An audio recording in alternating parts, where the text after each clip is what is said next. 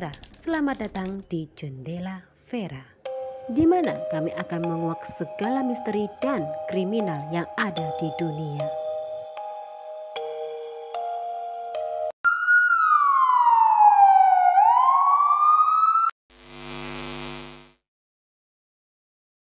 Luis Garavito lahir pada tahun 1957 di Kolombia.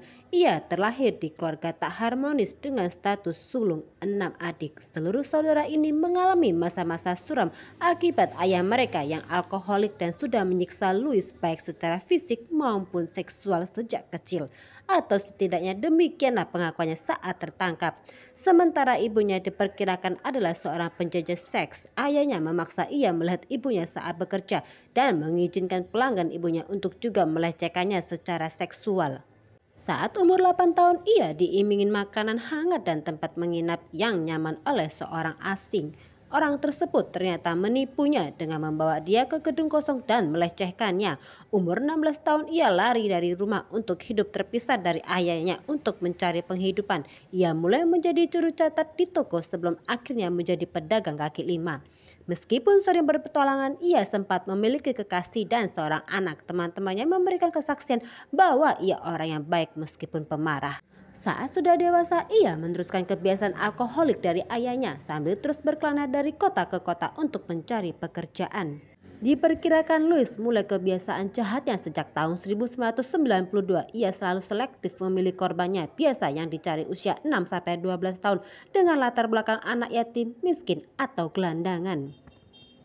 Ia tahu anak-anak ini bermasalah dan tidak akan ada yang mencari mereka bila menghilang. Biasanya ia akan mendekati mereka di daerah pinggiran, tetapi terkadang ia menemui mereka di jalanan keramaian.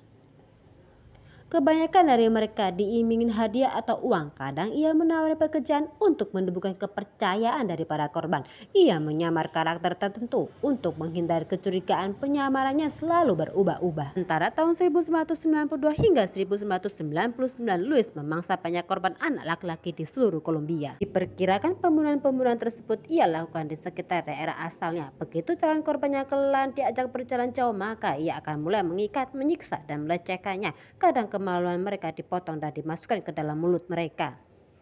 Mayat-mayat mereka biasanya ditemukan di kuburan dangkal dengan beberapa bekas gigitan. Tempat kejadian perkara biasanya dipenuhi minuman keras dan pelumas.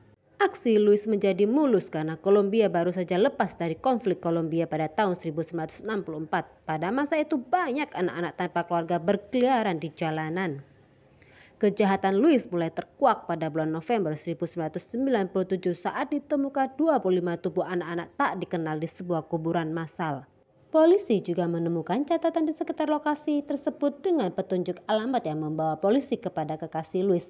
Pada saat itu ia mengaku sudah 7 bulan tidak bertemu Luis, tapi kemudian menyerahkan barang-barang milik Luis yang kemudian menjadi bukti kejahatan Luis. Polisi kemudian berhasil melacak tempat tinggal Luis, namun ia tak lagi tinggal di sana.